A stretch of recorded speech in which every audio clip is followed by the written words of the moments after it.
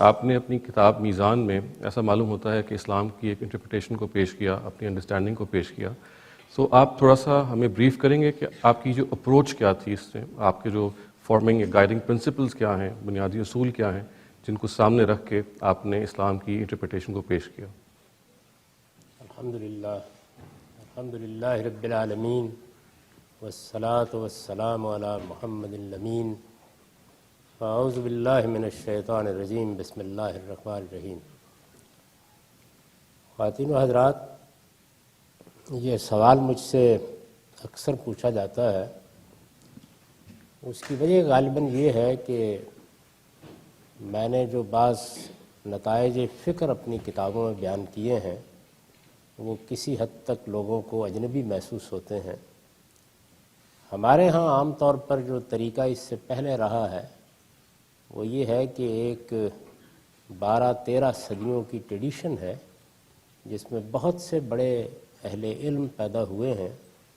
لوگ عام طور پر اسلام کو جب پیش کرتے ہیں تو انہی کے حوالے سے پیش کرتے ہیں. اس کے بالکل برخلاف میں نے اپنی کتاب میزان میں اس کا تعارف کراتے ہوئے یہ لکھا ہے کہ میں نے اس کتاب میں اسلام کو یا خدا کے دین کو فلسفہ، تصوف، فقہ اور کلام کی ہر آمیزش سے پاک کر کے خالص قرآن و سنت کی بنیاد پر پیش کر دیا. چنانچہ اس پوری کتاب میں میرا طریقہ یہی ہے کہ میں سب سے پہلے یہ بتاتا ہوں کہ خدا کی کتاب قرآن مجید اس کے بارے میں کیا کہتی ہے.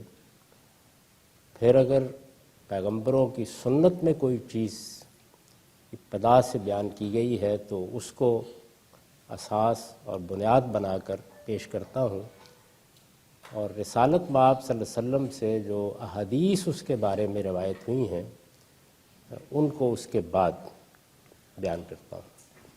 چنانچہ میری اس کتاب میں آپ ہر جگہ یہی ترتیب دیکھیں گے. میں نے چونکہ یہ بات بالکل واضح کر دی ہے کہ پورا کا پورا دین قرآن و سنت میں محصور ہے، یعنی دین کی کوئی چیز ایسی نہیں ہے جو ان دونوں میں نہ ہو. روایات دین میں نہ کوئی اضافہ کرتی ہیں نہ کوئی کمی کرتی ہیں. ان کی حیثیت اس کے سوا کچھ نہیں کہ جو دین قرآن و سنت میں بیان ہوا ہے اس کو سمجھانے کے لیے کوئی بات کہہ دیں، اس کو واضح کرنے کے لیے کوئی بات کہہ دیں، اس سے متعلق کسی سوال کا جواب دے دیں، اور یا یہ بیان کر دیں کہ محمد الرسول اللہ صلی اللہ علیہ وسلم نے دین کے اس حکم پر کس طرح عمل کیا تھا. یعنی آپ کا اسوہ حسنہ یا وہ بہترین نمونہ جو دین پر عمل کرنے کے لیے آپ نے پیش فرمایا اسے بیان کر دیں. تو میرے ہاں تمام احادیث اسی لحاظ سے ہیں، اور میری اس کتاب میں کم و بیش 1200 سے زیادہ روایات ہیں جنہیں میں نے بیان کیا ہے. 2 روایات ہیں جن کے اوپر پوری کتاب میں تنقید کی گئی ہے. باقی تمام چیزیں اسی اصول پر اخذ کی گئی ہیں کہ دین کا سب سے بڑا ماخذ اللہ کی کتاب قرآن مجید ہے. قرآن مجید کو خود اللہ تعالیٰ نے یہ حیثیت دے دی ہے کہ وہ ایک کسوٹی ہے، ایک معیار ہے. جو چیز بھی ہوگی وہ اس پر پرکھ کر دیکھی جائے گی.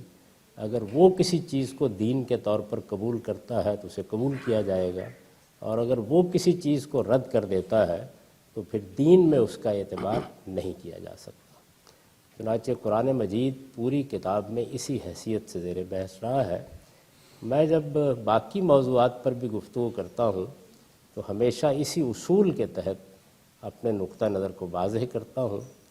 ہمارے پس منظر میں بہت سی دینی تعبیرات ہیں، تو اس وجہ سے لوگوں کو بعض چیزوں سے متعلق اس لیے اجنبیت محسوس ہوتی ہے کہ جب آپ ایک بڑے انبار سے کسی چیز کو نکال کر الگ کر دیں تو لوگ بعض اوقات اس کو پہچان نہیں پاتے.